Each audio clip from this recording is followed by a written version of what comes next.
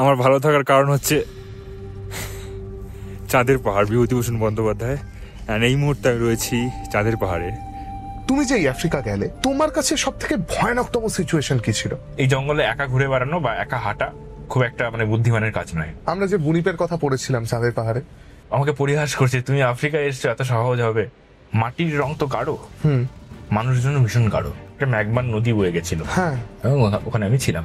বিভূতিবাবু কোথাও গিয়ে আশীর্বাদ করছেন আমাকে যে তুমি পারবে, তুমি এগিয়ে যাও। এটা আমি কোনোদিনই কল্পনা করিনি।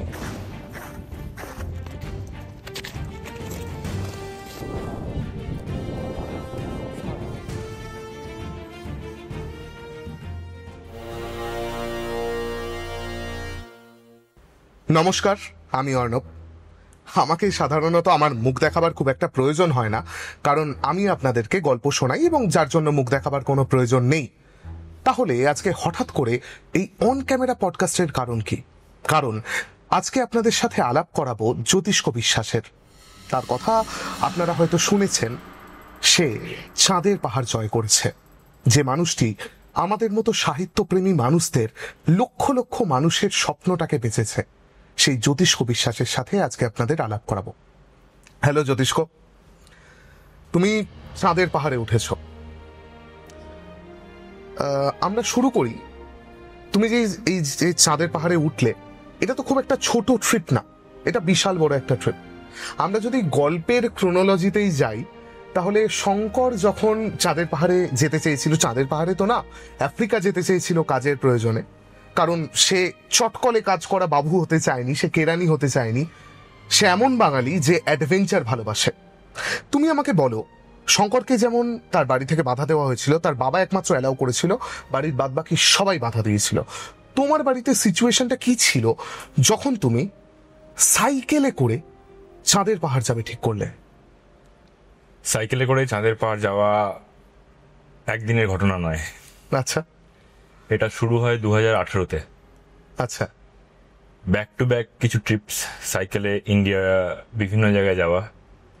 এবং প্রথমে বাড়ির লোকজনের একটা কি বলবো সায় ছিল না খুব একটা। তারা মনে করতো কি হবে ঘুরতে গিয়ে, কি হবে সাইকেলিং করে। বাবা এরকম প্রচুর বলেছে একটা সময়, কি হবে টোটো টোটো করে সাইকেলিং নিয়ে ঘুরে। হ্যাঁ। পরবর্তীকালে জিনিসটা এমন একটা পর্যায়ে যেতে শুরু করে যে শুধু সাইকেলিং নয়, তার সাথে আমি কাজকর্ম শুরু করছি। কারণ যখন সাইকেলিংটা শুরু হয় তার সাথে সাথে প্রচুর ট্রেকিংও করতাম আমি। আচ্ছা। ট্রান্স হিমালয় করেছি, কন্যাকুমারী টু কাশ্মীর সাইকেলিং করেছি, আরো ইন্ডিয়ার বিভিন্ন জায়গায় গেছি। তো সেই সুযোগে প্রচুর ট্রেকিং হয় এবং ট্রেকিং এর সূত্রপাতে বিভিন্ন জায়গায় মানুষজনকে নিয়ে যাওয়ার একটা কাজকর্ম শুরু হয়। এবং তারা দেখছে আমি আমার কাজের মারফত আমি একটা আর্নিং করছি, এবং সেই আর্নিং এর ধরুন আমি সাইকেলিং ট্রিপে বেরোচ্ছি। একটা সময় বাবা হেল্প করতো, বাবারও তো একটা মেয়াদ রয়েছে হেল্প করার, রাইট? বাবারও চাকরি শেষ হচ্ছে, চাকরির দোরগোড়ায় এসে দাঁড়িয়ে আমাকে এই ধরনের কথা শুনতে হচ্ছে যে কি হবে সাইকেলিং করে, কি করছো তুমি এটা। যখন আমি বাবাকে আশ্বাস দিতে শুরু করলাম যে আমি আর তোমার কাছ থেকে কোনো ক্যাপিটাল নিচ্ছি না, আমি এখন স্বাবলম্বী হচ্ছি, তখন গিয়ে যখন সাইকেলিংটা শুরু হলো, তখন গিয়ে দেখা যাচ্ছে যে বাড়ির লোকজন জানতে চাইছে তুমি নেক্সট কোথায় যাচ্ছ। এটা অভ্যেস বিগত 7-8 বছরের বাড়িতে তৈরি হয়েছে যে ছেলে সাইকেলিং করছে, এদিক ওদিকে যাচ্ছে, বিভিন্ন জায়গায় যাচ্ছে, ভালো লাগতে শুরু হলো বাড়ির। এটা একটা অভ্যেসে দাঁড়িয়ে গেছে বাড়ির, যে ছেলে বাড়ি থেকে বেরোবে। বাড়িতে গল্প করা হচ্ছে আমি এখানে যাব, ওখানে যাব, ওই রুটটা করব, এই রুটটা করব, সেটা ভারতবর্ষ এবং ভারতবর্ষের বাইরে বিভিন্ন জায়গায়। তুমি এর আগে ভারতবর্ষের বাইরে কোথাও গেছো? হ্যাঁ গেছি, এই তো আফ্রিকা থেকে এলাম, তার আগে মঙ্গোলিয়া গেছিলাম, তাছাড়া নেপাল ভুটান তো রয়েছে। আচ্ছা।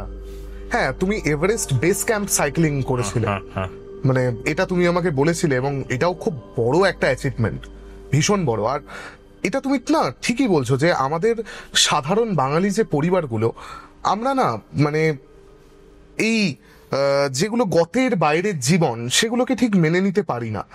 তোমার বাবা মা হয়তো একা নন, আমার বাড়িতেও সিচুয়েশনটা হয়তো সেম। আমাদের যারা দর্শক তারাও হয়তো ব্যাপারটা প্রচন্ড ভাবে ফিল করতে পারতেন। তো তারপর কি হলো? বাড়িতে এটা একটা অভ্যেস তৈরি হলো যে ছেলে বাড়ি থেকে বেরোবে। প্রথম প্রথম অসুবিধা হতো, বাড়ির পাড়ার লোকজন বা আত্মীয় স্বজন মাকে জিজ্ঞাসা করতে যে তোমার ছেলে বেরিয়ে যাচ্ছে, তো মা একটা কথা বলে, সেটা আগে কি বলতো সেটা আমি জানি না, এখন যেটা বলে সেটা হচ্ছে যে ওর যেটা করার, ওর জন্য ডেস্টিনি যা ঠিক করে রেখেছে ওকে সেটা করতে হবে, আমি আটকানোর কেউ নেই। ছেলে যদি ভবঘুরে হতে চায় সেটা তো মানে ইউনিভার্সের কৃতিত্ব, আমার তো কৃতিত্ব নয় এটা। শঙ্করের কথাই যদি বলি, শঙ্করের বাবা কিন্তু চেয়েছিল যে ছেলে পাটের কলে চাকরি করবে, এটা মানে বড্ড কষ্টকর শঙ্করের বাবার পক্ষে। মানে ইভেন আমি নিজের পাটের কলে গিয়ে দেখেছি, মানে বিভৎস শব্দ এবং ডাস্ট জুট, যেটা একটা মানুষ যখন পাটের কল থেকে বেরোয় তো প্রচুর শব্দ হয়, বিরাট জোরে জোরে শব্দ হয়, এবং সে যখন বেরোয় ভূত হয়ে বেরোয়, পুরো শরীরে একটা আস্তরণ তৈরি হয়। মানে তুমি যদি কোনোদিন পাটের কলে যাও, ওর ভিতরের সিচুয়েশনটা এবং অ্যাডভেঞ্চারের যদি আমি কথা বলি, দুটো কিন্তু পুরো আলাদা পৃথিবী। এটা যারা পাটের কলে গেছে তারা একমাত্র বুঝতে পারবে যে পাটের কলের ভেতরের সিচুয়েশনটা কেমন। আমি ওটা বুঝতে পারছি। বাবাও কোনোদিন চাইনি এটা পাটের কল হোক বা যে কোনো কি বলবো ওয়ার্কিং সেক্টর হোক বা ইঁদুরদৌড় হোক, যাই হোক, সেটা বাবা কোনোদিনই চাইনি। বাবাকে যখন আমি প্রথম বলি আফ্রিকার কথা, 2 দিন বাকি যাবার, ঠিক আছে, তুমি 2 দিন আগে বলেছি? 2 দিন আগে। আরে আমি তো 3 দিন আগে ফ্লাইট বুক করে 2 দিন আগে যাচ্ছি। আচ্ছা, এরকম ব্যাপার। ঘটনাটা সূত্রপাতে আমি এটা ট্রেকে গেছিলাম, সেখানে গিয়ে একটি পাহাড় দেখি এবং সেই পাহাড়ের চূড়ায় আলো পড়ছে, এবং আলো পড়ে আমার মনে হচ্ছে এই তো এত বছরের পরিকল্পনা। শুধু পরিকল্পনা বলতে গেলে তো জিনিসপত্র, ফিনান্স, প্ল্যানিং, বিভূতিভূষণের বইটা 100 বার পড়ে নেওয়া, ঠিক আছে, অডিও পডকাস্টটা শুনে নেওয়া 200 বার, ঠিক আছে, তারপর গিয়ে একটা ছক তৈরি করা হয়, সমস্ত কিছু রেডি। কিন্তু ওই যে আমরা কি হয় বিষয়টা, মানে আমরা পরিকল্পনা করি কিন্তু সিদ্ধান্ত নিতে পারি না। যেটা আমি কারো কাছ থেকে শুনেছিলাম, মনে নেই কারো কাছ থেকে শুনে, তোমাকে পরিকল্পনা করে যেতে হবে, তোমাকে সিদ্ধান্তটা জাস্ট চুটকিতে নিতে হবে, তবে কি ওটা হবে। তো ওখানে পৌঁছাই, নেপালে এটা ট্রেক করছিলাম, হঠাৎ করে গিয়ে আমার পাশে একটি বন্ধু ছিল সৌমিতা বলে, তাকে বললাম আমি কি যাবো। ও বলে যে এর থেকে ভালো মুহূর্ত আর কিছু হতে পারে না, তোমার সামনে মা অন্নপূর্ণা রয়েছে, তার আশীর্বাদ রয়েছে, তুমি জাস্ট এখানেই ফ্লাইটটা বুক করে ফেলো। ওখানেই ফ্লাইট বুক, ওখানেই সমস্ত কিছু করা। বাড়িতে এসে বাবাকে বললাম যে বাবা আমি বেরোচ্ছি। কোথায়? আমি নাইরোবি যাচ্ছি। কেনিয়া? Yes Kenya. আচ্ছা তোমার সাইকেল রয়েছে তো, তুমি একটা কাজ করো, আমি বলে দিচ্ছি গাড়িটা, ও তোমাকে কলকাতা ড্রপ করছে, তোমার সাইকেলের বক্স যাবে। আচ্ছা তার মানে ওকে মান্তুকে ফোন করছি আমি, ও বড় গাড়িটা পাঠাবে, ও তোমাকে কলকাতা ড্রপ করবে। আর কলকাতায় কি করবে? আচ্ছা একটু সাইকেলটা ছাড়তে হবে, করতে হবে। আচ্ছা বড় গাড়ি যাবে, তুমি কালকে সকালবেলার মধ্যে রেডি হয়ে যাও, গাড়ি রেডি হয়ে যাবে, ঠিক আছে। আর কি লাগবে বলো? এই লাগবে, তুমি একটু এনে দাও বাজার থেকে, খুব সুবিধা হয় আমার গোছাচ্ছি। ব্যাস এই করে বাড়ি থেকে টুক করে বেরিয়ে আসা, হঠাৎ করে। ওয়াও, মানে এটা ভাবা যায় না। কারণ তুমি যাই বলো না কেন, নেপাল বা আমাদের আশেপাশে যে প্রতিবেশী রাষ্ট্রগুলো, সেগুলো চাইতে আফ্রিকা অনেক আলাদা। এবং আফ্রিকা যাওয়ার জন্য বাড়ি থেকে এত সহজে অনুমতি, আমাদেরকে তো পুরী যেতে দেয় না একা একা। আফ্রিকা সাইকেলে বাবা একটা বড় সাপোর্ট আমি বলবো, মানে হি ইজ লাইক, আমি এক্সপ্লেন করতে পারবো না লোকটাকে, অসাধারণ লোক। কোথাও গিয়ে শঙ্করের বাবার সাথে তোমার বাবারও মিল রয়েছে। এবং এখানে আমি একটা কথা বলতে চাই, সেটা হচ্ছে যে শঙ্করের বাবা পাটকলের কষ্টের জন্য হয়তো ওকে না করেনি। শঙ্করের বাবা না করেছিল কারণ শঙ্করের বাবাও তো সারা জীবন চাকরি বাকরি করেছেন, ওনারও হয়তো কোথাও ইচ্ছে ছিল, ওই অ্যাডভেঞ্চারের শখগুলো ওনারও ছিল, উনিও তো ভূগোল ভালোবাসতেন। উনি নিজে যে অ্যাডভেঞ্চারটা বাঁচতে পারেননি, সেই অ্যাডভেঞ্চারটা শঙ্কর বাঁচুক, নিজের ছেলে বাঁচুক, এটা হয়তো উনি চেয়েছিলেন।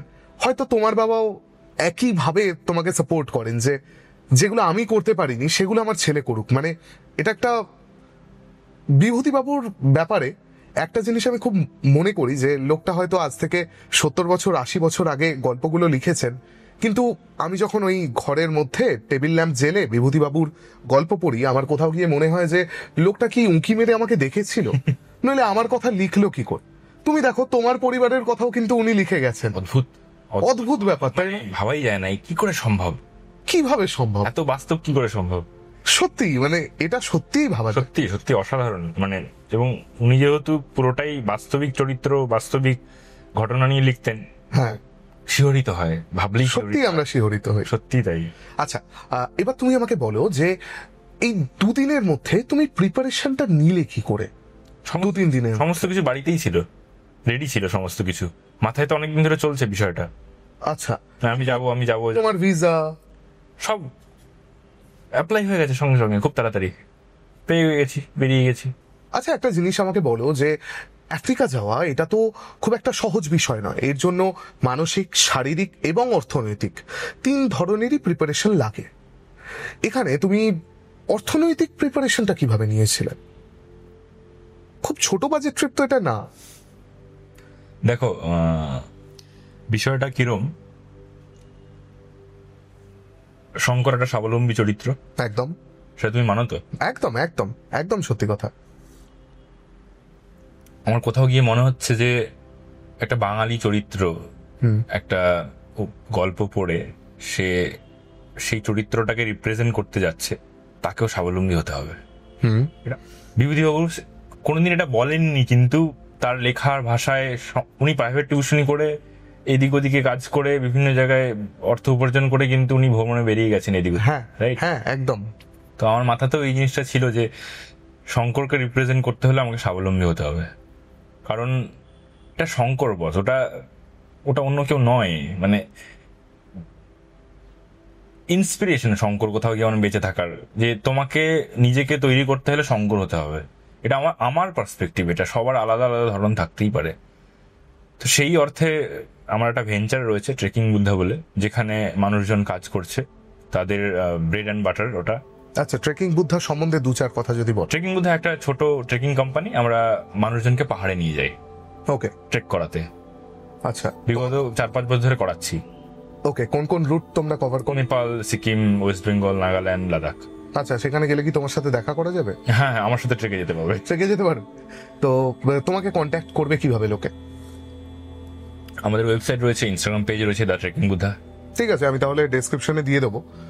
আপনারা যারা জ্যোতিষ্কর সাথে ট্রেকে যেতে চান, লাইভ গল্প শুনতে চান ওর থেকে, তারা যোগাযোগ করতে পারেন জ্যোতিষ্কর সাথে।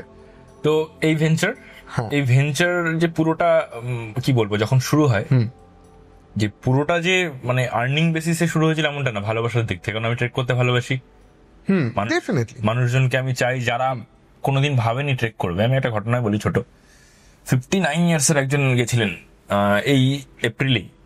উনি কোনোদিন পাহাড়ে আসেননি, হিমালয় দেখেননি, সংসারের তে ব্যস্ততা, হিমালয় গিয়ে কাঁদছেন প্রথমবার হিমালয় দেখে। এই যে এই পাওনা, এইটাই কাইন্ড অফ কোথাও গিয়ে একটা রিজন ছিল যে ট্রেকিং বুদ্ধা ভেঞ্চার তৈরি হবে, এবং খুব সামান্য যে পরিশ্রমের ভিত্তিতে ট্রেকিং বুদ্ধা তৈরি হবে। এবং আমি চাই যে মানুষকে শুধু ট্রেকে নিয়ে গেলাম না, তার জন্য মানুষকে জানানো, পাহাড়কে বোঝানো, ওয়ার্কশপ করা, মানুষের সাথে ফোন টু ফোন কথা বলা, প্রিপারেশন দেওয়া, কিভাবে ব্যাকপ্যাকিং করবে, কিভাবে ফিটনেসের প্রস্তুতি নেবে, এই সমস্ত নিয়ে ট্রেকিং বুদ্ধা। ঠিক আছে, this is way of earning. আচ্ছা, এবং মানুষের ভালোবাসা বারবার ফিরে আসে। আজকে অংশুমান বলে একটি দাদা, সে প্রথমে জীবন ট্রেক করেছে সান্দাকফু, তারপরে প্রায় 8টা ট্রেক করে নিল আমাদের সাথে, ব্যাক টু ব্যাক। এরকম ব্যাক টু ব্যাক চলে যাচ্ছে মানুষের সাথে, একবার আসছে, আবার আসছে, এই করতে করতে ট্রেকিং বুদ্ধা ফর্ম করে। এবং এটা একটা সোর্স অফ আর্নিং হয়ে যায়, সত্যি কথা বলতে গেলে। পুরোটা নয়, কারণ এখানে প্রচুর মানুষকে আমাকে কি বলবো কন্ট্রিবিউট করতে হয় টাকা, ফিনান্সের কথা যদি বলি, কারণ ইটস নট অনলি যে জাস্ট ফর অ্যাডভেঞ্চার। না, ভালোবাসা এখানে প্রচুর রয়েছে। অবশ্যই। তুমি একটু আগে আমাকে ব্যাগ গুছোবার কথা বলছিলে, ব্যাকপ্যাকিং এর কথা বলছিলে। তুমি কত কেজি ব্যাকপ্যাক নিয়ে গিয়েছিলে আফ্রিকা? কি কি নিয়েছিলে? এখান থেকে আই থিঙ্ক 50 ছিল টোটাল, 55 সামথিং। সাইকেল নিয়ে? আচ্ছা, সাইকেল নিয়ে अराउंड 55। আচ্ছা, মানে তো কিছুই না। মানে এটা অনেকটা।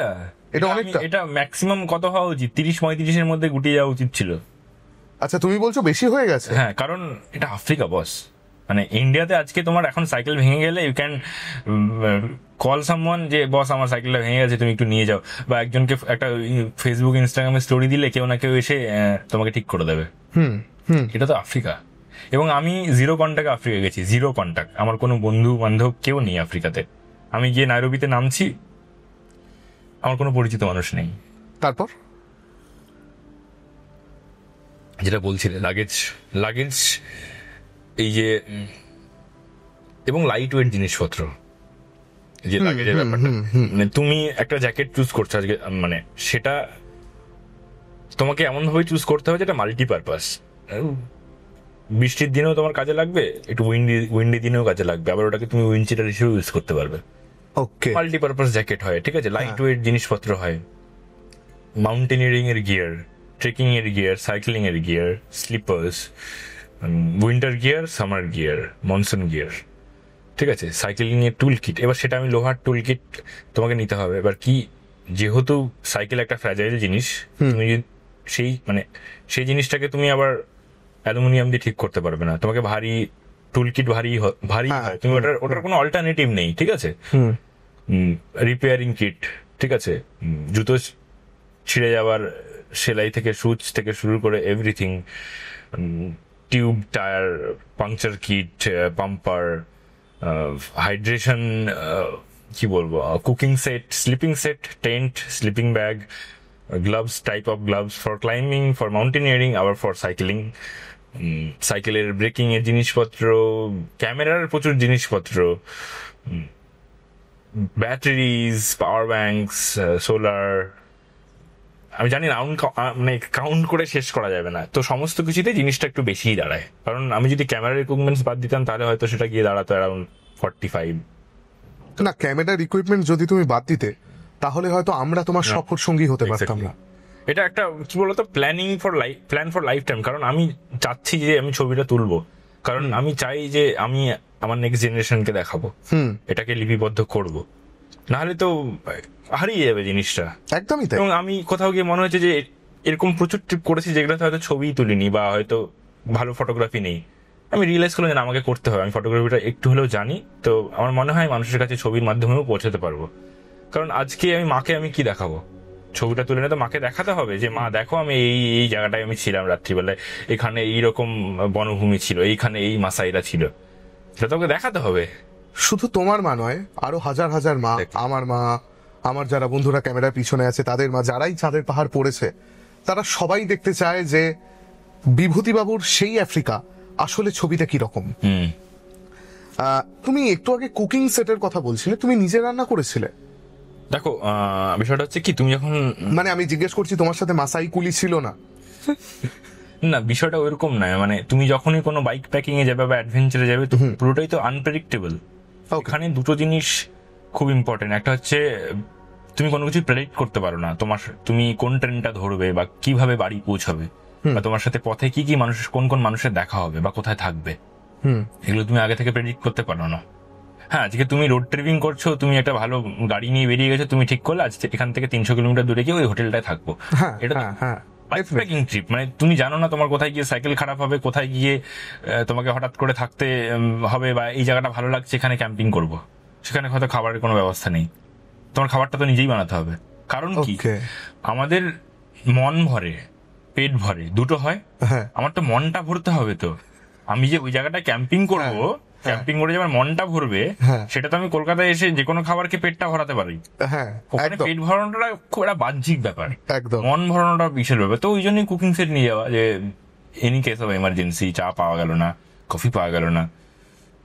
আচ্ছা, তুমি কোনো অস্ত্র ক্যারি করোনি? মানে শঙ্করের ক্ষেত্রে আমরা দেখেছি অনেক অস্ত্র ক্যারি করেছে। অস্ত্র বলতে গেলে আমার মনোবল আমার অস্ত্র। এটা খুব ভালো বললে। যাকে তুমি নামলে আফ্রিকা, তারপর মানে যেখানে তুমি কাউকে চেনো না, পুরোপুরি ওই শঙ্করের মতোই, শঙ্কর তবু প্রসাদ বাবুকে চিনতো, তুমি কাউকে চেনো না, তারপর? আমি শঙ্করকে চিনতাম, শঙ্করই তো নিয়ে গেছে। হ্যাঁ, আমি তো অবশ্যই খুঁজে বেড়াচ্ছি, অবশ্যই আমি সত্যি খুঁজে বেড়াচ্ছি ওয়ারি শঙ্কর। আচ্ছা, তারপর রিয়েলাইজ করলাম আমি তো। তারপর নামলে, নেমে ঘটনায় ফেরা যাক, অ্যাকচুয়ালি মানে ঘটনায় আসা যাক। মোম্বাসা, ঠিক আছে, প্রথম মোম্বাসাতে পৌঁছে গেলাম কোনোভাবে, আমি অত বিশদে যাচ্ছি না কিভাবে পৌঁছালাম। পোর্ট, পুরনো কলোনি, জাস্ট চোখ বুঝে আমি ইমাজিন করলাম আজ থেকে 130-35 বছর আগে একটা 22 বছরের ছেলে প্রসাদ বাবুর সাথে জাহাজে করে বোম্বে থেকে এই মোম্বাসার বন্দর এসে নামে। বন্দর পাড়াটায় গেলাম, মোম্বাসা ওল্ড পোর্ট বলা হয়। চোখ বন্ধ করে দাঁড়িয়ে থেকে অনুভব করলাম, বিভূতিবাবু তুমি কি করেছো, আপনি কি করেছেন।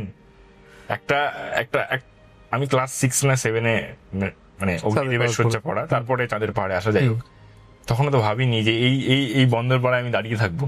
মানে এই অনুভূতি অসম্ভব, মানে বোঝানো খুব কঠিন, খুব খুব কঠিন। মানে আমি ভাবছি যে শঙ্কর একটা বাচ্চা ছেলে, 22 বছর, দেশের বাইরে কোনোদিন পা দেয়নি, সে এসে মোম্বাসায় নামছে, এখান থেকে তারপর সে কনস্ট্রাকশন ক্যাম্পে যাচ্ছে, তারপর সেখান থেকে আরো এগিয়ে যাওয়া মোম্বাসা রেলপথ ধরে।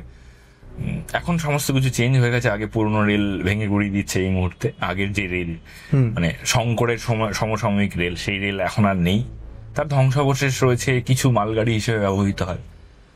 নাদি বলে একটা স্টেশনে যায়, সেখানে গিয়ে ওই পড়েছে যে শঙ্কর একটা কনস্ট্রাকশন ক্যাম্পে থাকে। সেখানে মানুষ খেকো সিংহের প্রচন্ড উৎপাত। হ্যাঁ, বন্ধু তিরুমল, আমি এখানেই আসছিলাম, আমি সিংহের কথাতেই আসছিলাম। তার বন্ধু তিরুমল আপ্পাকে নিয়ে চলে যায়, সে তার বোনকে বড় ভালোবাসে। ওইরকম একটা জায়গায় পৌঁছায় এবং আমার গিয়ে মনে হয় এই তো সেই জায়গা, এখান থেকেই কাছে বয়ে গেছে সাভো রিভার। শঙ্কর এরকম একটা কোনো নদীতে যেত জল আনতে, এইভাবেই কোথাও আলভারেজকে ডিসকভার করে। এবং সব থেকে মজার বিষয়, ম্যান ইটার্স অফ সাভো বলে একটা বই আছে। আচ্ছা, সেখানে খুব সুন্দরভাবে ওখানকার যে সত্যি ঘটনাটা, সেটা সুন্দরভাবে বর্ণনা করা হয়েছে। একদমই তাই। 28 জন থেকে 32 জন ভারতীয় শ্রমিককে মানুষকে সিংহ মেরে ফেলে। ওকে, এটা একটা সত্যি ঘটনা। এবং আজকে 2015-তে চীনারা রেলপথ বানাচ্ছে, SGR বানাচ্ছে, standard gauge railway, Mombasa to Nairobi superfast railway হচ্ছে। সেটা 2015-তে সাভো নদীর উপর একটা ব্রিজ বানানো হয়। ঠিক আছে, সেই ব্রিজ বানানোর সময় তো 2015-তেও প্রায় 15 থেকে 17 জন চীনাকে সিংহ মারে। মানে এখনো জায়গাটাতে সেই আধিপত্যটা রয়েছে সিংহের। কিন্তু মজার বিষয়, ওই যে মানুষ খেকো সিংহ ছিল, তাদেরকে গুলি করে মারা হয়। সেই গুলি করে যেই সিংহগুলোকে মারা হয়, তার মধ্যে মনে যত সম্ভব, আমি যদি আমার স্পষ্ট মনে নেই, 1টি কি 2টো সিংহকে যত সম্ভব শিকাগোতে নিয়ে যাওয়া হয় মিউজিয়ামে, এবং তার নখ নাইরোবি রেলওয়ে মিউজিয়ামে এখন রাখা আছে। রেলওয়ে মিউজিয়ামটাও ভিজিট করি, ওখানে পুরনো রেল দেখা। এবং একটা কথা আছে, এটা মজার বিষয়, মানে দুপুরের ট্রেনে শঙ্করকে নামিয়ে দিচ্ছে কোনো একটা জায়গায়, মনে পড়ে যত সম্ভব তোমার, চারিদিকে শঙ্কর যেন, মানে এত নির্জন স্থান শঙ্কর কোনোদিন দেখেননি। সত্যিই তাই, স্টেশনগুলোর অবস্থা সত্যি আজকের দিনে তাই। মানে বিভূতিবাবু হয়তো লিখেছেন আজ থেকে 130 বছর আগে, তখন হয়তো একরকম ছিল যখন তৈরি হচ্ছে রেল। আজকেও আমার মনে হলো গিয়ে বিষয়টা পুরোপুরি ফিরে গেল। আমি স্টেশন ঘরে ঢুকলাম, একটা স্টেশনই পেয়েছিলাম, স্টেশন ঘরে ঢুকে পুরনো লগ বুকস এখনো পড়ে রয়েছে। মানে স্টেশনটা এখন আর অপারেশন না, কারণ মালগাড়ি যায়, শুধু মালগাড়ি। সব শঙ্করের স্টেশনটিও তাই ছিল, শঙ্কর যে স্টেশনে পোস্টেড ছিল, এখন কালেভদ্রে যাচ্ছে, মালগাড়ি যায় শুধু, প্যাসেঞ্জার ট্রেন যায় না। ওখানে একটাই প্যাসেঞ্জার ট্রেন, একবার আসতো একবার যেত, দুবার। এখন মালগাড়ি যায়। ঠিক আছে, আমি সেই মালগাড়ি দেখা পাইনি, তবে একটা স্টেশনে দাঁড়িয়েছিল, সেখানে জাস্ট দাঁড়িয়েছিল, তার মুভমেন্ট আমি দেখিনি। যাই হোক, আমার কোথাও গিয়ে মনে হচ্ছে আমি ওই পেপারগুলো ঘাটছি, 1985, 1980, তার মধ্যে 2টো পেপার আমার মনে হলো যে একটু নিয়ে আসি বাড়িতে দেখাবো। লেখা আছে কি, ডাউন রিপ্লে বুক, রিফট ভ্যালি রেলওয়েজ। উফ, মানে জাস্ট, মানে কি বলবো, শুনলেও গায়ে কাটা দেয় এগুলো, সত্যি শুনলেও গায়ে কাটা দেয়। পেপারটা যখন নাচছি তো, মানে আমি সাউন্ড রেকর্ড করছি, ভিডিওটা খসখস করছে, মানে সাউন্ডটা বোঝা যাচ্ছে যে এটা সত্যিই পুরোনো একটা paper.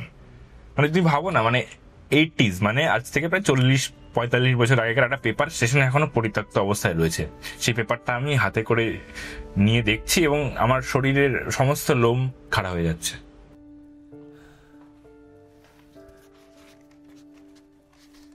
Kenya railway, this is great. মানে এই ফিলিংসটা ভাষায় প্রকাশ করা অসম্ভব।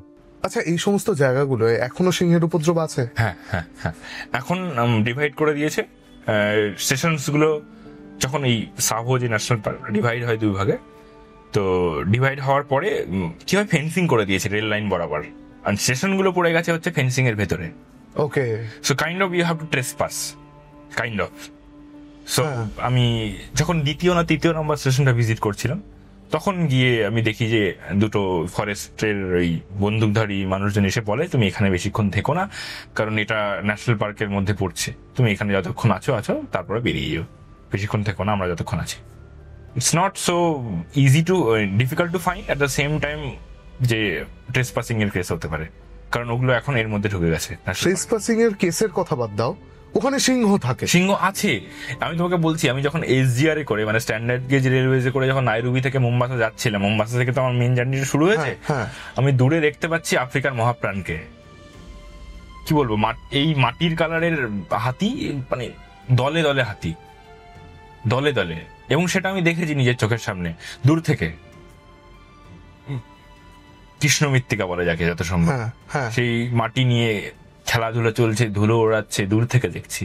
অদ্ভুত, মানে মানে চোখ মুখ যতটা পারে বড় হওয়ার ততটা বড় হচ্ছে আর কি আমি দেখে। মানে এই এটা মানে প্রথম বাওবাব গাছ দেখার অভিজ্ঞতা কেমন ছিল? ওই তো এই এই শঙ্কর বলছে যত সম্ভব যে দূরে এই বাওবাব গাছের পেছনে, বাওবাব গাছের পেছনের যে দূর বিস্তৃত সীমানা, এরকম একটা কিছু, যে নগর জিম্বাবুয়ে অব্দি বিস্তৃত বা এরকম একটা কিছু বলছেন।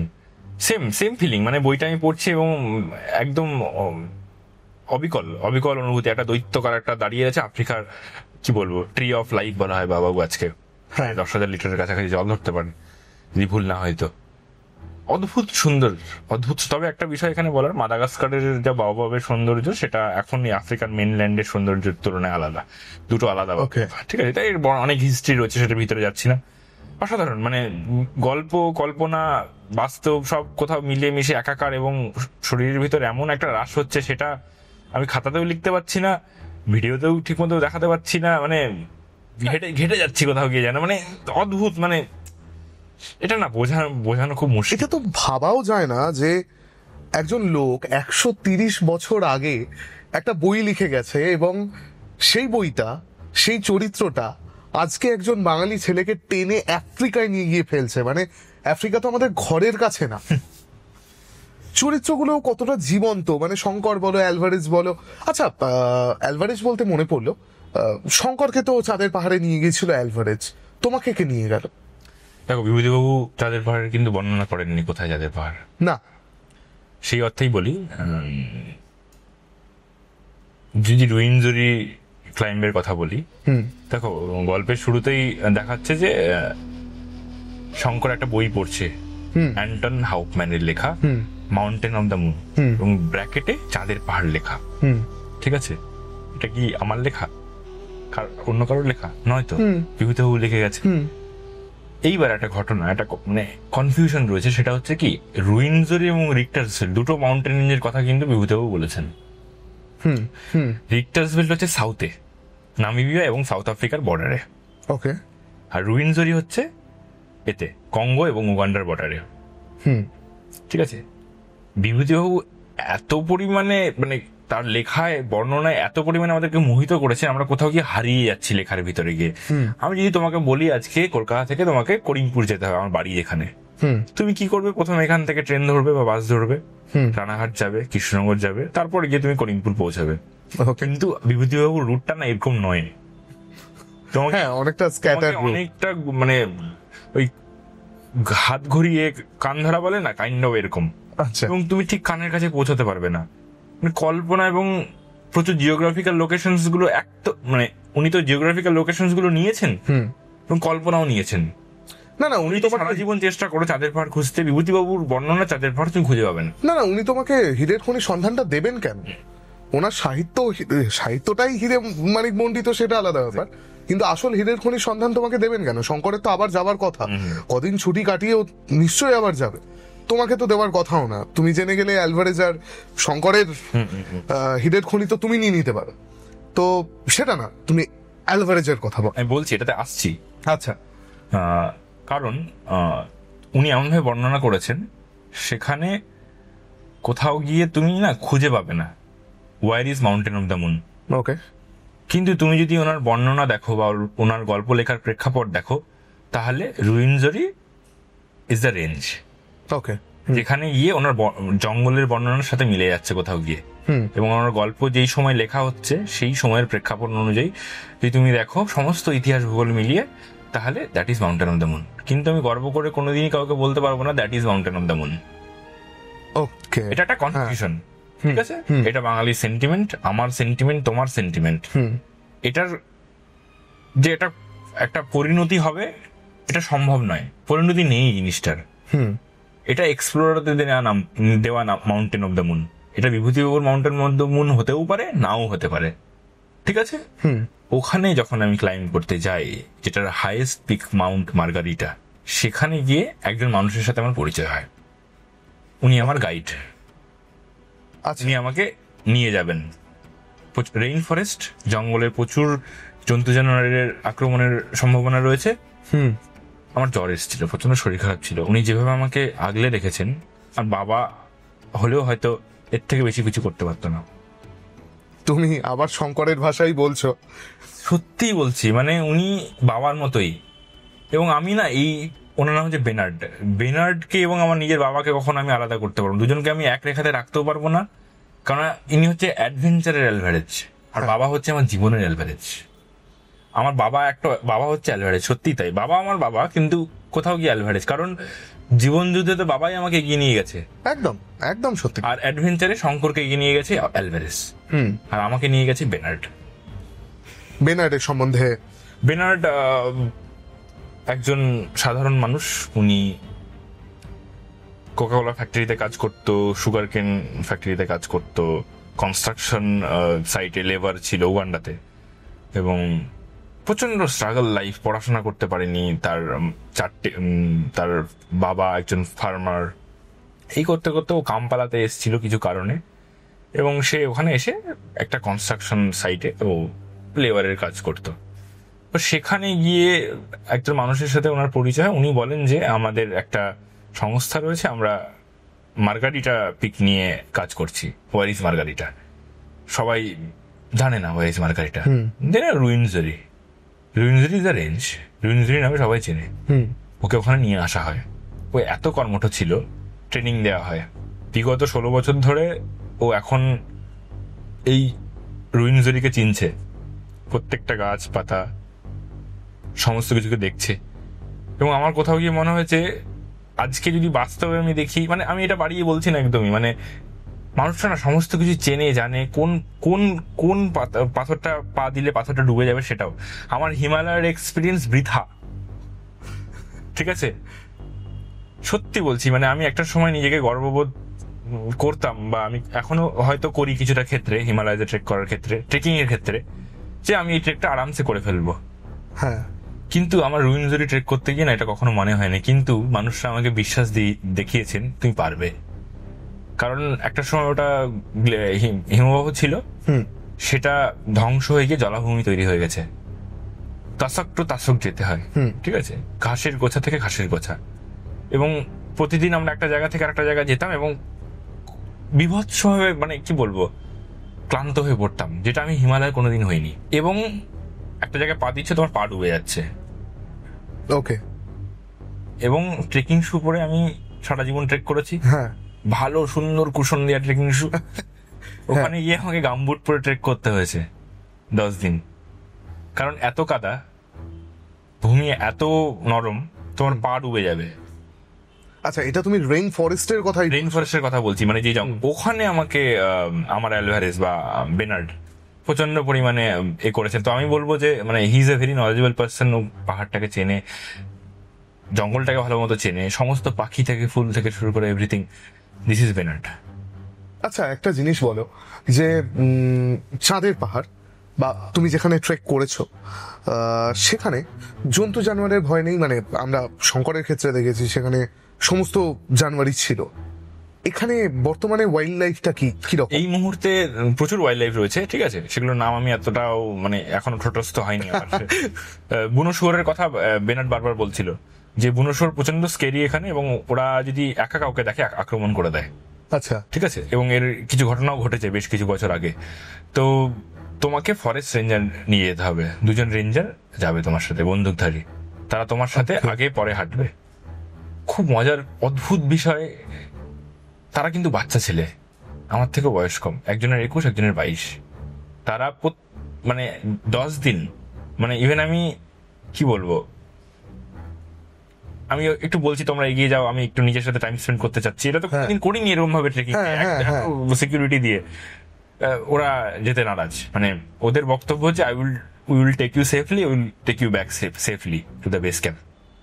মানে ওরা মানে যে এই জঙ্গল খুব হয়তো খুবই বিপদের, ওরা বিপদটাকে দেখেনি, ওরা অ্যাজিউম করে যে এই জঙ্গলে একা ঘুরে বেড়ানো বা একা হাঁটা খুব একটা মানে বুদ্ধিমানের কাজ নয়। আমরা যে বুনিপের কথা পড়েছিলাম চাঁদের পাহাড়ে, এখানে এরকম কোনো লেজেন্ড নেই? এরকম কিছু আমি শুনিনি, তবে ওকাপি বলে একটা জানোয়ারের কথা অ্যালভারেজ উল্লেখ করেছিলেন গল্পে। তবে বেনার্ড বলছিল যে উনিও হয়তো খুব আবছাভাবে হয়তো কিছু একটা জন্তু দেখেছেন, সেটা হয়তো ওকাপি। ওনাকে আমি সেম প্রশ্নটা করি বেনার্ডকে, যে এরকম কোনো জন্তু রয়েছে যেটা খুবই কি বলবো মিথ রয়েছে বা যেটা নিয়ে খুব কনফিউশন রয়েছে, তখন উনি ওকাপির কথা প্রথম বলেন। ওকে। তাছাড়া বুনিপের এরকম প্রবাদ বা আমি জানি না, আমার কোথাও গিয়ে মনে হয় যে এইটা একটা কাল্পনিক চরিত্র বা কাল্পনিক একটা ক্যারেক্টার বা একটা কাল্পনিক জন্তু বুনিপটা। বাস্তবে বুনিপ আছে কি নেই সেটা জানি না, বলা খুব মুশকিল। ইউ নেভার নো, জানি না, কারণ যে বুনিপকে দেখেছে সে তো আর বেঁচে ফেরেনি, একমাত্র আমাদের শঙ্কর ছাড়া। শঙ্কর ফিরেছিল তাই আমরা বুনিপের কথা জানতে পেরেছি, বাদ বাকিরা ফেরেনি। আচ্ছা, আরেকটা জিনিস বলো, আফ্রিকার আমরা যদি বায়োডাইভার্সিটির কথা বলি, ওখানকার ওই বায়োস্ফিয়ারের পার্ট কিন্তু ওখানকার আদিবাসী মানুষরাও। আমরা শঙ্করের ক্ষেত্রেও দেখেছি, অ্যালভারেজের ক্ষেত্রেও দেখেছি যে ওদের কাছে ওই কিছু উপজাতির মানুষ এসেছিল যারা ওদেরকে জিজ্ঞেস করেছিল তোমরা এখান থেকে কোথায় যাচ্ছ। অ্যালভারেজ ওদেরকে খেতে দিয়েছিল এবং পিছনে বন্দুকটা লুকিয়ে রেখেছিল যে ওরা যদি কোনো গড়বড় করে তাহলেই গুলি করব। এই উপজাতিগুলো কি এখনো রয়েছে?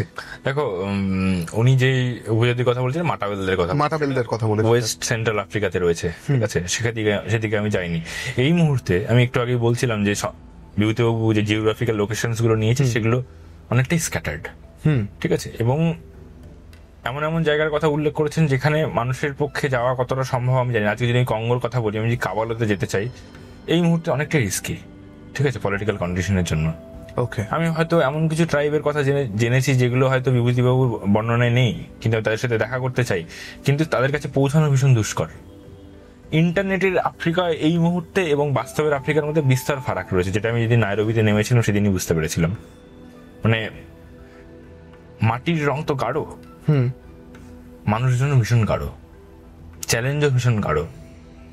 এবং আমি বুঝতে পারলাম যে আমার সমস্ত প্ল্যানিং মাঠে মারা গেল। একটু ডিসক্রাইব করো। আমাকে এখানে মিশে যেতে হবে। মানুষজন খুবই গ্রিডি, আমি বলবো খুবই মানে লালসায় রয়েছে, কারণ অর্থ একটা বড় জিনিস এখানে। মানুষজন ভালো মানুষও আমি বলবো, এট দ্য সেম টাইম খুব গ্রিডি, কারণ অর্থ একটা বড় জিনিস আফ্রিকাতে। মানুষজন স্ট্রাগলিং, একটা ক্লাস প্রচন্ড হাই, একটা ক্লাস একদম মাটিতে মিশে গেছে।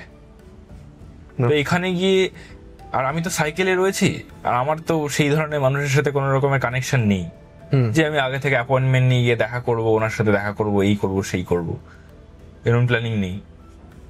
মিট আপ করবো, ছবি তুলবো, এরকম কোনো প্ল্যানিং ছিল না। আমার বক্তব্য ছিল আমি মাটির সাথে মিশবো, মানুষের সাথে মিশবো।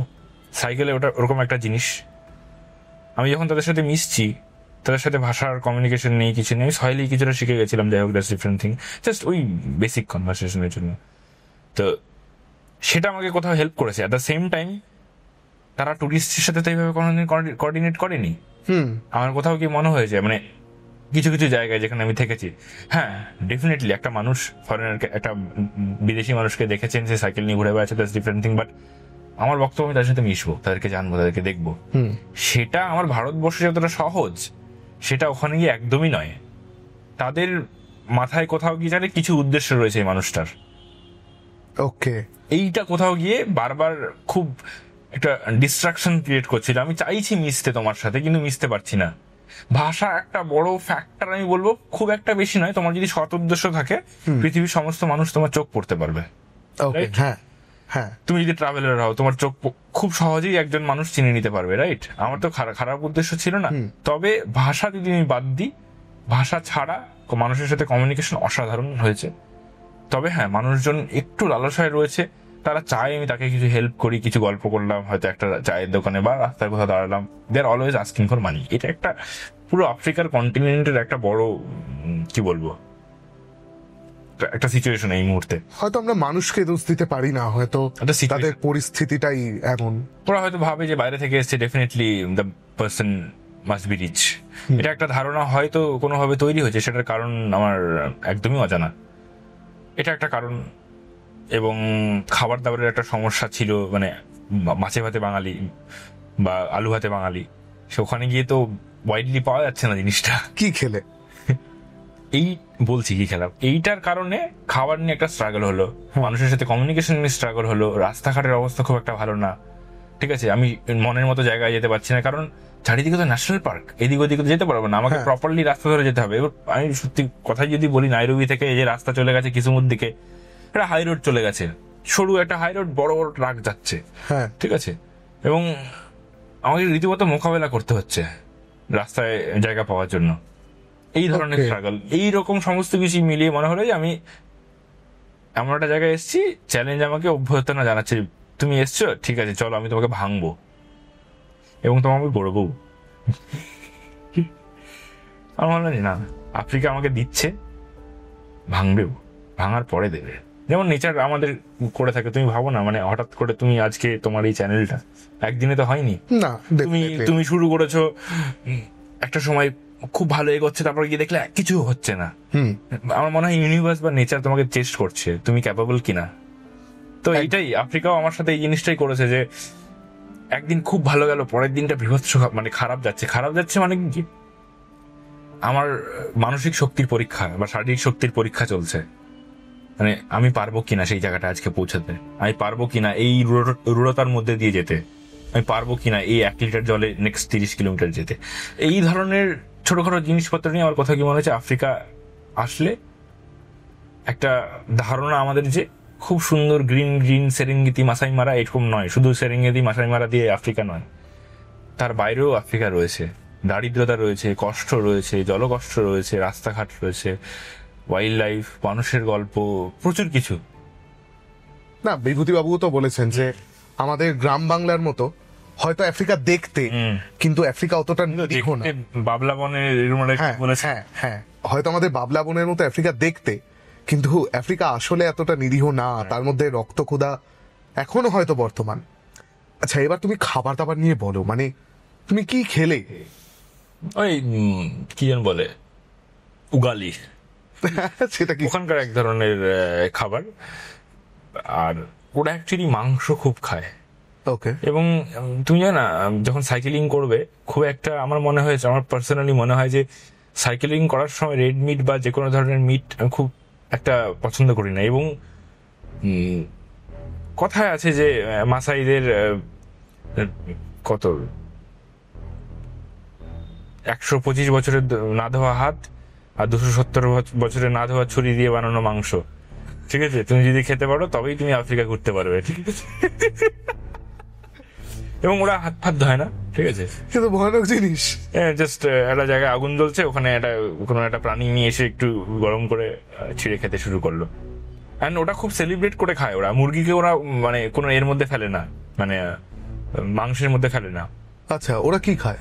গরু খায়, আর জেব্রা যদি কোথাও পেয়ে যায়। জেব্রা খায়? হান্টিং করে না, কিন্তু একটা সময় করতো, কিন্তু এখন যদি পায় কোথাও, মানে ধরো মরে পড়ে আছে, মরেছে, নিয়ে আমি নিজে চোখে দেখেছি জেব্রা কাটছে। আমার কোনো আইডিয়া, এবং কিছু মানুষজন রীতিমতো মারামারি করছে কে কোনটা নেবে। আমার কোনো আইডিয়া ছিল না যে জেব্রা মানুষে খায়। বাঘটাকে খায়, সমস্ত কিছু করতে পারে। এটা হয়তো একটা এক্সেপশনাল ঘটনা হতে পারে, আমি দেখেছি। আমারও ধারণা ছিল না যে জেব্রা মানুষ এভাবে কেটে কেটে নিয়ে যাচ্ছে। ভয়ানক ব্যাপার, ভয়ানক ব্যাপার। ওরা ওরা গরুর রক্ত খায়। হ্যাঁ, তুমি মাসাই, মানে তুমি প্রচুর জায়গায় দেখতে পাবে, মানে আফ্রিকাতে বলতে গেলে কেনিয়া, তানজানিয়া, উগান্ডার কথাই বলছি এই মুহূর্তে, যেহেতু আমি এই 3টা কান্ট্রি গেছি। ওরা গরুর গায়ে এরকম তুমি দাগ দেখতে পাবে প্রচুর। সেই দাগ মানে বুঝতে পারবে এই গরু কাটা হয়েছিল, এবং ওখান থেকে ওরা এক ধরনের গাছের আঠা দিয়ে আবার ওটাকে করে সিল করে, এবং গরুর রক্ত পান করে, খুব মানে প্রফেশনালি পান করে, ওনার উৎসব যাপনের মতো। একটা জিনিস বলি, সেটা হচ্ছে আমার খুব ভাগ্যবান মনে হয়, এই 30 বছর হওয়ার আগে আমি 3টে উপজাতিকে দেখলাম। একটা হচ্ছে শেরপা, হিমালয়ে খুব কঠিন, তাকে তুমি কোনোভাবে চ্যালেঞ্জ করতে পারো না পাহাড়ে গিয়ে। না, একদম না। আফ্রিকাতে মাসাই, মঙ্গোলিয়াতে মঙ্গল। সত্যি তুমি ভয়ানক ভয়ানক সবার সাথে আমি থেকেছি, মানে রীতিমতো একসাথে তাদের বাড়িতে থেকেছি এবং তাদের কালচারটা দেখেছি, তারা কতটা হিংস্র এবং কঠিন এবং সরল একই সাথে, তিনটে জিনিস, এটা অসম্ভব বাঙালির পক্ষে। আচ্ছা, তুমি বাড়িতে থেকেছো বলছিলে, তুমি ওখানে গিয়ে থাকতে কোথায়? মানে ধরো তুমি সাইক্লিং করছো, সাইক্লিং করতে করতে ওখানে তো সব জায়গায় হোটেল নেই, তুমি তো কোনো টুরিস্ট স্পটে যাওনি বেসিক্যালি। আমি তোমার রুটটা যতটা ফলো করেছি, তুমি তো কোনো টুরিস্ট স্পটে যাওনি, সেখানে তুমি থাকতে কোথায়? দেখো, কিছু কিছু জায়গা এরকম যে মানে সেই অ্যাডভেঞ্চারের আফ্রিকা তো বিভূতিবাবুর আফ্রিকা আজকে তো আর নেই না, এখন অনেকটাই কমার্শিয়াল হয়েছে। ধরো আমি অ্যাম্বাসলির কথাই বলি, আমি অ্যাম্বাসলি গেছি, তারপর ওরঙ্গরও গেছি, ঠিক আছে, এগুলো ন্যাশনাল পার্ক, এখানে তোমাকে প্রপার প্রসিডিওর মেনেই যেতে হবে। আর আমি যদি বলি থাকার কথা, আমার পুরো জার্নিতে রোড সাইডে রয়েছি, কিছু মানুষের বাড়ির বাগানে রয়েছি, কারো বাড়ির ছাদে টেন্ট করে রয়েছি, মাসাইদের ক্যাম্পে রয়েছি, মাসাইদের প্রপার বুশে, আচ্ছা, পেট্রোল পাম্পে রয়েছি, এইভাবেই পুরোটা। হোটেলেও থেকেছি প্রচুরবার। না না, হোটেলে তো থাকবেই, আমি বলছি তার বাইরে, মানে এই যে লোকের বাড়িতে থাকতে, এগুলো তারা অ্যালাউ করতো? দেখো, একটা ছোট্ট ঘটনা বলি। একদিন দুপুরবেলা আমি যাচ্ছি ভাঙাচোরা রাস্তা দিয়ে, এবং আমি দেখছি যে আমি যেই একটা সেটেলমেন্টে পৌঁছানোর চেষ্টা করছি, যেখানে আমার পৌঁছানোর ইচ্ছে রয়েছে আজকে, আমি দেখতে পাচ্ছি যে গুগল আর্থে যে এখানে কিছু বাড়ি টাড়ি রয়েছে, মোটামুটি কোথাও একটা ব্যবস্থা করতে হবে কিছু একটা। আমি পৌঁছাতে পারছি না, বিকজ বিভৎস বাজে রাস্তা। ওকে, একজন সন্ধে হবে ওখানে, একটু দেরিতে সন্ধে হয়, 6:40 মতো বাজছে তখন সন্ধ্যেবেলা, আমার যতদূর মনে পড়ে। একজন ডাকছেন, মাসাই ড্রেস পরা, উনি ইংরেজি জানেন না, শুধু আমাকে বলছেন ওয়েলকাম। আমি গেলাম, চা এনে দিল, ছাগলের দুধের চা, চিনি ফিনি কিছু নেই, চায়ের পাতাও কিন্তু না, কোনো একটা ঘাস দিয়ে কোনোভাবে একটা চায়ের ফ্লেভার টাইপ একটা অসাধারণ খেলাম। তারপরে উনি আমাকে যেটা বোঝানোর চেষ্টা করলেন সহেলিতে, আমি তো কিছুই বুঝতে পারলাম না, আমার কাছে ট্রান্সলেটার ছিল আজকে, এইসব খুব একটা অসুবিধার কারণ যেটা বুঝতে পারলাম, উনি এটা বোঝাতে চাইছেন তুমি এখানে থাকো, ইউ আর সেফ হিয়ার, এবং তোমাকে প্রোটেকশনের দায়িত্ব আমার, তুমি ভয় পেও না। উনি এটা বোঝালেন আমাকে। একটু কনফিউশন হচ্ছিল, মানে সেদিন বড্ড ক্লান্ত ছিলাম এবং আমার মনে হচ্ছিল যে আমি তো এদের সাথে মারামারি করে পারবো না, মানে আমার যদি জিনিসপত্র নিয়ে নেয় তাহলে তো আমার খুব অসুবিধা। এবং যতটা আমি বইয়ে পড়েছি, মাসাইরা একদমই হিংস্র জাতি নয়, তারা প্রচন্ড সাহসী এবং কি বলবো বিধ্বস্ত হতে পারে, কিন্তু তারা মানুষকে কখনো এইভাবে ক্ষতিগ্রস্ত করবে না। তাদের কি বলবো কালচারে নেই বিষয়টা। থাকলাম রাত্রিবেলায়, অসাধারণ আতিথেয়তা, প্রচুর গল্প, ট্রান্সলেটার ইউজ করে তার 4টে বউ, প্রচুর ছানাপোনা ঘুরে বেড়াচ্ছে, তাদের বাড়িতেই রয়েছি, তারা খাবার বানাচ্ছে আমার জন্য, খাচ্ছি, ওখানেই থাকছি, গল্প হচ্ছে, অসাধারণ অভিজ্ঞতা। এরকম ছোট ছোট প্রচুর বিভিন্ন মানুষের সাথে থাকা এবং গল্প করা, এগুলো বরাবরই চলেছে পুরো ট্রিপে। মানে খুব খুব ডিফিকাল্ট, মানে 50 দিনের এই ট্রিপে কোথায় কোথায় প্রতিদিন থেকেছি, এটা নিয়ে বসলে গেলে এই ভিডিওটা হয়তো 3 ঘন্টার হবে আর কি। আচ্ছা, আমি নেক্সট প্রশ্নে যাই। সেটা হচ্ছে, আমরা শঙ্করকে দেখেছিলাম, যে শঙ্কর বুশক্রাফটের কিছু জানে না, সে জঙ্গলের মধ্যে দিয়ে রাস্তা চলতে জানে না। সে অ্যালভারেজের সাথে চাঁদের পাহাড়ের ওই গুহাটার, বুনিপের গুহার কাছাকাছি সে অবস্থান করছে, যেখানে বুনিপ অ্যালভারেজকে মেরে ফেলেছে। প্রচন্ড বৃষ্টি পড়ছে বাইরে। শঙ্কর অ্যালভারেজের লাশটা নিয়ে হাতে একটা বন্দুক নিয়ে বসে আছে। সে ম্যাপ দেখতে জানে না, সে যন্ত্রপাতি দেখতে জানে না, সে ওখান থেকে কিভাবে বেরোবে সে জানে না, আর বাইরে ঘুরে বেড়াচ্ছে ওই বুনিপ। একটা ভয়ানক সিচুয়েশন। তুমি যে আফ্রিকা গেলে, তোমার কাছে সব থেকে ভয়ানকতম সিচুয়েশন কি ছিল? মানে সব থেকে খারাপ সিচুয়েশন যার মধ্যে তুমি পড়েছো এবং বেরিয়ে এসেছো, আমরা তো দেখতেই পাচ্ছি। দেখো, খারাপ বলে কোনো সিচুয়েশন হয় না, আর পুরোটাই মানে অভিজ্ঞতা, আমি বলবো একটা অভিজ্ঞতা হয়। মৃত্যুর বেশি খারাপ কিছু হয় না। একটা মানুষ মরে গেল, সেটা হচ্ছে এন্ড, আমার মনে হয় সেখানেই তার গল্পের একটা সমাপ্তি ঘটছে। তারপরেও তো গল্প হয়, আত্মীয় যদি কথা বলে, তারপরে আবার স্টোরি কন্টিনিউ হচ্ছে, রাইট? সেই বিষয়ে আমি যাচ্ছি না। সত্যি কথা বলবো, কোনো সমস্যা হয়নি। শঙ্কর এবং বিভূতিবাবু এবং বাবা মায়ের আশীর্বাদ ছিল। পুরো বিষয়টাকেই না উপভোগ করেছি। আজকে আমি যদি আমার জীবনের প্রথম দেশ হিসেবে আফ্রিকার কোনো একটা দেশে যেতাম, বা আমার যদি প্রথম সাইকেল চালাচ্ছি জীবনের প্রথম সাইকেল চালাচ্ছি কোনো একটা মহাদেশে গিয়ে, তাহলে হয়তো আমাকে প্রচুর, মানে আমি তোমাকে স্পাইসি স্টোরি দিতে পারতাম। আসলে আমি ওই ঘটনাগুলোকে না এইভাবে দেখি না অ্যাডভেঞ্চারাস হিসাবে, আমি জীবনের অংশ হিসেবে দেখি এই মুহূর্তে। মানে আমার সাথে যদি কোনো ঘটনাও ঘটে যায়, আমি ভাবি যে আচ্ছা এটা হওয়ার ছিল। মানে এমন কোনো ঘটনায় জিজ্ঞেস করছি যেটা তোমার সাথে হওয়ার ছিল এবং হয়েছে? খুব মুশকিল। জলকষ্ট একটা বড় সমস্যা। আজকে এত কিছু অ্যাক্সেসেবল, ইন্টারনেটের অ্যাভেলেবিলিটি সমস্যা আমি খুব একটা পাইনি, কারণ আলটিমেটলি সমস্যাগুলোকে আমি ডিচ করে গেছি। কারণ মনে হয়েছে যে আমাকে করতে হবে। আমার দিদির ছেলে, সে চাঁদের পাহাড় পড়ছে, সে চায় যে আমার মামা বাড়িতে ফিরবে, সে গল্পগুলো বলবে। হ্যাঁ, যদি ঘটনার কথাই বলি, বিভৎস ঘটনা। আমার একদিন জ্বর এসেছিল, প্রচন্ড প্রচন্ড জ্বর এসেছিল, বিভৎস, সাইকেলিং চলাকালীনই। এবং সেখানে গিয়ে আমার মনে হচ্ছিল যে আমি আর পারবো না। মানে তখন আমি উগান্ডাতে সবে ঢুকেছি, তখন আমি রুইনজুরি যাইনি, চাঁদের পাহাড়ে দেখিনি, মাউন্টেন অফ দ্য মুনে পৌঁছাইনি। সত্যি মনে হয়েছিল, এবং আমি রীতিমতো খুবই কি বলবো পরিকল্পিতভাবে প্ল্যান করেছিলাম আমি দেশে ফিরবো এবার। কারণ অনাহার নয়, খাবারের একটা সমস্যা, শরীরে শক্তি নেই, সাইকেল চালিয়ে শক্তি পাচ্ছি না, এনজয়ও তো করতে হবে। কিন্তু কোথাও গিয়ে যেন রূঢ়তা আমাকে গিয়ে বারবার আমাকে পরিহাস করছে, তুমি আফ্রিকায় এসছো, এত সহজ হবে। এটা প্রত্যেক মুহূর্তে, প্রত্যেক দিনে আমার ফেস হতো চ্যালেঞ্জটা। এর মেন্টাল চ্যালেঞ্জের থেকে না বড় চ্যালেঞ্জ বা বড় সমস্যা কিছু হতে পারে না। যখন সেটা হয় যে তুমি দেখছো তোমাকে আজকে 1000 মিটারের এলিভেশন গেইন করতে হবে, তুমি যখন সাইকেলিং করবে, যারা সাইকেলিং করে তারা বুঝতে পারবে, তুমি যখন সামনে দেখছো যে 1000 মিটার এলিভেশন, এবং সেটা তুমি আজকে সকাল থেকে চড়বে, that is the most challenging part. এবং Africa is not a flat place.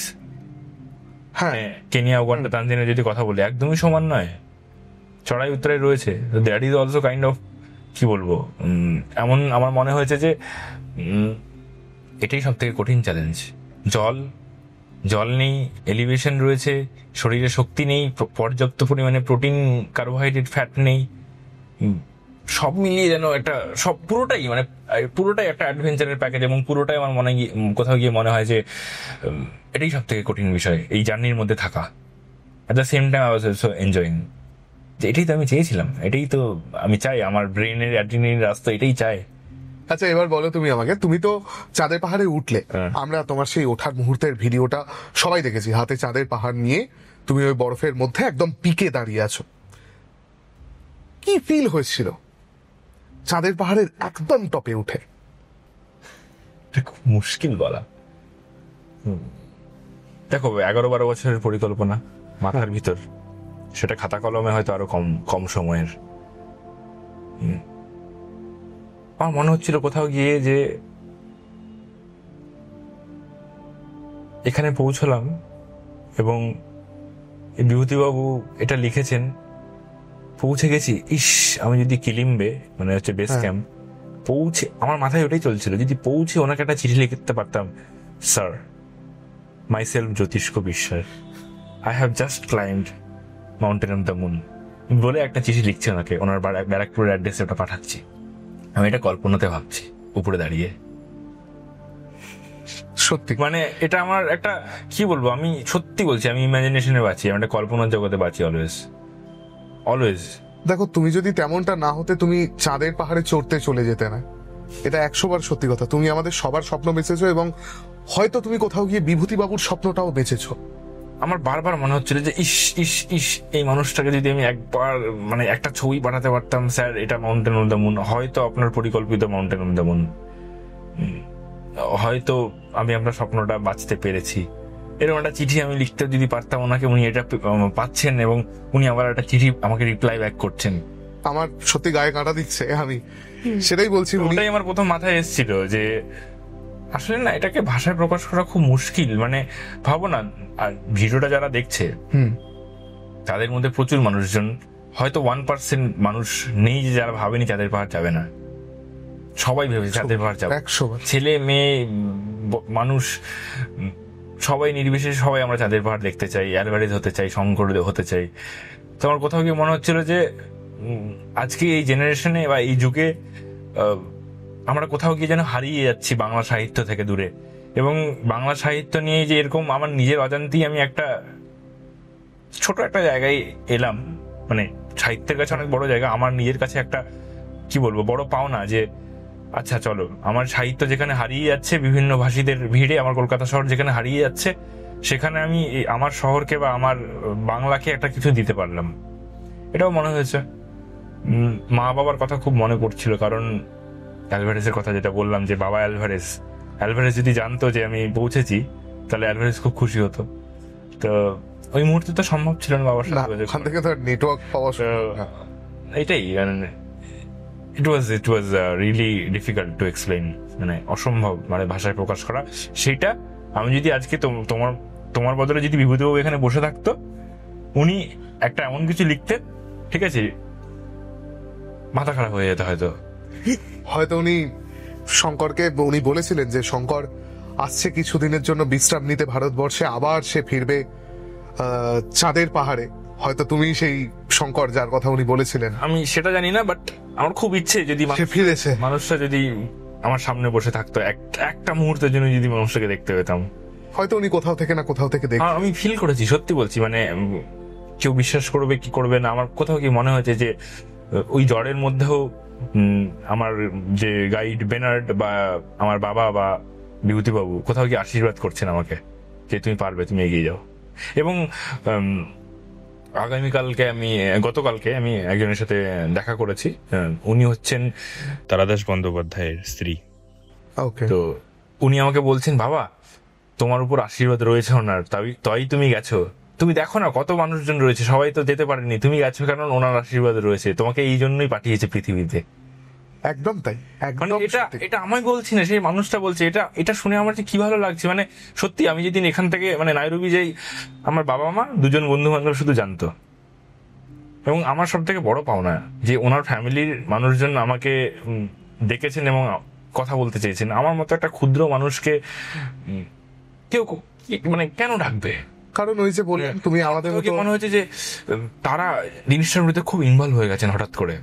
হ্যাঁ, এবং আমার খুব ভালো লেগেছে এটাতে। বাবা মা খুব খুশি, আমার বাবা মা খুব খুশি। এর থেকে বড় হ্যাপিনেস আর কিছু হতে পারে না।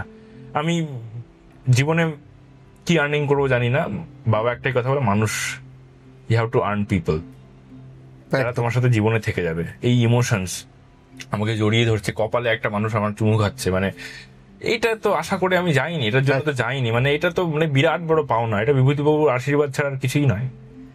একদম সত্যি কথা, একদম তুমি ঠিক বলছো। তারপর তুমি আফ্রিকা থেকে সেফলি ফিরে এসেছো, আপাতত অবস্থান করছো ভারতে। আমরা কলকাতা স্টুডিওতে জিনিসটা রেকর্ড করছি। আচ্ছা, তোমার কাছে আরেকটা প্রশ্ন আছে। আমি আরেকটা ছবি দেখেছিলাম যে তুমি চাঁদের পাহাড় জয় করার পর সাইকেলে করে গেছিলে হচ্ছে ওল্ডেনিও লিঙ্গাই। মানে আমরা ছোটবেলায় অগ্নিদেবের শয্যা পড়েছি, সেই অগ্নিদেবের শয্যায় তুমি সেটার একটা ছবি দিয়েছিলে। আমার কোনো আইডিয়া ছিল না যে এটা সত্যি আছে, কারণ আমার ধারণা যে শঙ্কর, মানে বই পড়ে আমার ধারণা হয়েছিল যে শঙ্কর ওই পিকটাকে দেখেছে, এবং সে বলছে যে এটা সম্বন্ধে কেউ জানে না। তো আমি ভেবেছিলাম এটা সম্পূর্ণ কল্পনা। আমি খুব অবাক হয়েছিলাম যে আরে এটা সত্যি আছে। তুমি কি করে জানতে পেরেছিলে এটা সম্বন্ধে? ওল্ডেনিও লিঙ্গাই খুব স্বাভাবিকভাবেই ভূগোলের বিভিন্ন বইতেই উল্লেখ রয়েছে।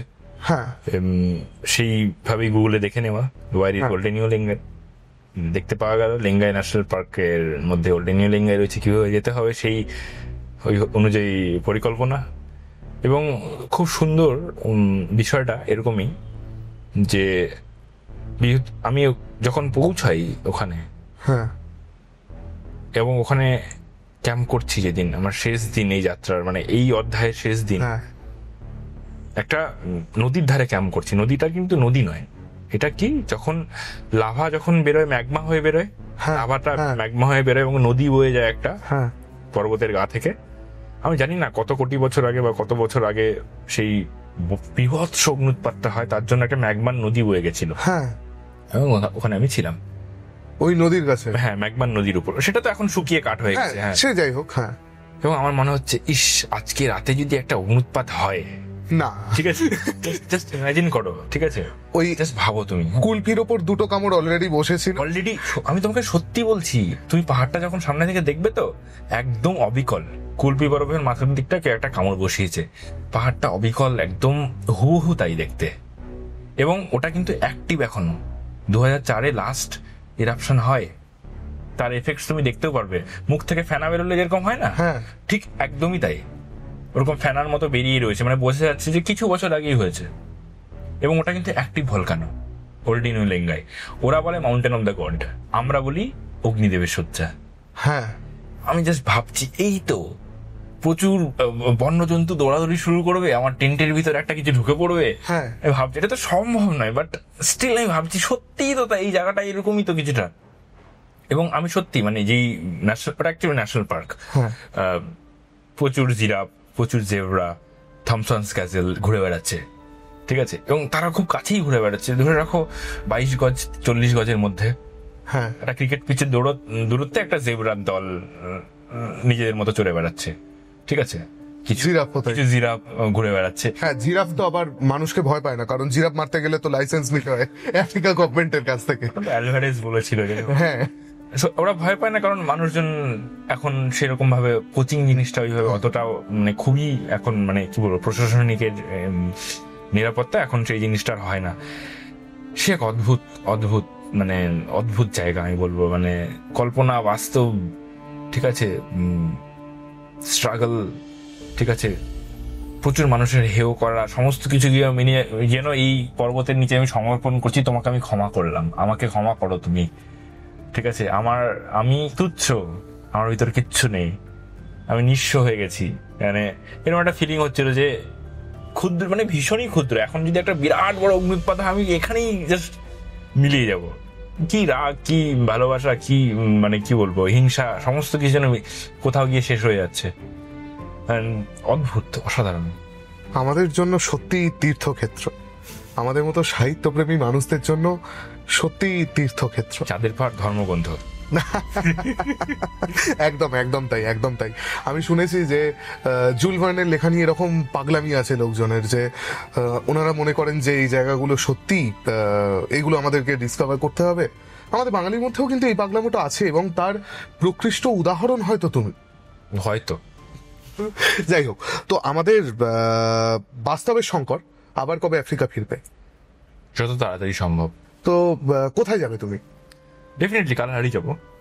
মানে তুমি সাইকেলে কালাহারি পার করবে? দেখো, সাইকেলে করবো কিনা এখনো একটু সংশয় রয়েছে, ঠিক আছে, কেননা আমি চাই, শঙ্কর তো হেঁটে পার করেছিল, আমারও সেটাই ইচ্ছা থাকবে। আর জলের কুণ্ড খুঁজে না পেলে? কারণ যে গুহাটায় শঙ্কর আশ্রয় নিয়েছিল, ওখানে আত্মীয় গাত্তি এক কুঁজো জল ফেলে গিয়েছিল, কিন্তু সেটা তো শঙ্কর খেয়ে নিয়েছে। তাহলে তোমার কি হবে? দেখো, আজকে যদি আমি সত্যি করেই বলি, মানে খুব একটা অসুবিধা হওয়ার কথা না, কারণ আমি যেইভাবে জিনিসটাকে দেখছি অ্যাডভেঞ্চার হিসাবে, হ্যাঁ, তো সেখানে তো এই জিনিসটা খুবই সাধারণ বিষয়। জলের কষ্ট হবে, আমি হারিয়ে যাব, পথভ্রষ্ট হব, কিছু ভালো লাগবে না, মাথা ব্যথা হবে, জ্বর আসবে, অনেক কিছু হবে, আমি জানি। হ্যাঁ, আবার নাও হতে পারে, সমস্ত কিছু আপেক্ষিক, এত কিছু ভেবে তো লাভ নেই। পথে বেরিয়ে পড়েছি যখন, পথে আবার বেরিয়ে পড়বো, আবার ঠিক সুন্দরভাবে হয়ে যাবে। একটা জিনিস মনে রাখবে, চিমনিমানি পর্বত পেরোতে যাবে না, টপকাতে যাবে, ওটা ধার দিয়ে অতিক্রম করবে। জানি তোমার মরুভূমিতে হাঁটতে অসুবিধা হবে, কিন্তু তবু চিমনিমানি পর্বত কিন্তু শঙ্করের মতো ভুলটা আমি করবো না। শঙ্করের ভুলটা কিন্তু তুমি করো না, এটা মাথায় রাখবে সবসময়। ওখান দিয়ে প্রসপেক্টরের দল নাও যেতে পারে, তো এটা মাথায় রাখবে। তো আজকের পডকাস্ট আমরা এখানেই শেষ করছি। খুব সুন্দর লাগলো জ্যোতিষ্ক তোমার সাথে আড্ডা মেরে। আমি জ্যোতিষ্ককে ফোন করেছিলাম, আমি জানতাম না জ্যোতিষ্ক আমার মেসেজ করেছিলাম, আমি জানতাম না ও রিপ্লাই দেবে নাকি। জ্যোতিষ্ক তখন সদ্য আফ্রিকা থেকে ফিরেছে। আমি অনেকদিন আগে মেসেজটা টাইপ করে রেখেছিলাম যে আমি কি মেসেজ করব। তো আমি অপেক্ষা করছিলাম যে জ্যোতিষ্ক কবে ফিরবে। জ্যোতিষ্ক যেদিন ফিরেছে আমি সেদিনই বা তারপরের দিন জ্যোতিষ্ককে একটা SMS করি, এবং অদ্ভুতভাবে জ্যোতিষ্ক আমাকে রিপ্লাই দেয়। তারপর জ্যোতিষ্কর সাথে আমি ফোনে কথা বলে আমি কিন্তু ওর থেকে অভিজ্ঞতাটা জানতেই চাইনি, কারণ আমি ভেবেছিলাম যে আমিও এখানে প্রথমবার শুনবো, আপনাদের সাথে আমিও প্রথমবার শুনবো। আমিও প্রথমবারই শুনলাম, এবং আমার ভীষণ ভালো লাগছে। আমার খুব গর্ববোধ হচ্ছে যে একজন বাঙালি চাঁদের পাহাড়ে গেছে এবং সে এরপর কালাহারি হেঁটে পার করতে চায়। সেই অভিজ্ঞতাও যদি জ্যোতিষ্ক এলাও করে তাহলে অবশ্যই আমার মনে হয় ভালোবাসা মানুষের প্রয়োজন, যে হ্যাঁ এই ছেলেটা পারবে, এটা করবে। এই ব্লেসিং, সেটা বলছিলাম যেটা আমি পেয়েছি কাছ থেকে, এইটা শুধু দরকার, আর কিচ্ছু দরকার নেই। হ্যাঁ, তো আপনারা সবাই জ্যোতিষ্ককে আশীর্বাদ করুন। আপনারা সবাই জ্যোতিষ্ককে আশীর্বাদ করুন, আর আমাদেরও শুভকামনা রইল জ্যোতিষ্কর সাথে। যদি জ্যোতিষ্ক চায় তাহলে পরবর্তীতে সেই পডকাস্টটাও আমাদের চ্যানেলে আসবে। অবশ্যই অবশ্যই আপনারা সবাই দেখতে পাবেন। যাই হোক, আজকের মতো এখানেই শেষ করি। সকলে ভালো থাকবেন, আর সব থেকে বড় কথা, নিজের কাছের মানুষদের ভালো রাখবেন। শুভরাত্রি। আমার ভালো থাকার কারণ হচ্ছে চাঁদের পাহাড়, বিভূতিভূষণ বন্দ্যোপাধ্যায়। অ্যান্ড এই মুহূর্তে আমি রয়েছি চাঁদের পাহাড়ে, যেটা উগান্ডা এবং কঙ্গোর বর্ডারে। পেছনে পাহাড় দেখা যাচ্ছে না, ওটা হচ্ছে কঙ্গো, আর আমি রয়েছি একদম রিজ দাঁড়িয়ে, যেটা 50% উগান্ডা, 50% কঙ্গো। একটা মানুষের, একটা জেনারেশনের ভালো থাকার কারণ এই বইটা। থ্যাংক ইউ বিভূতিবাবুকে এই বইটা লেখার জন্য। Thank you so much.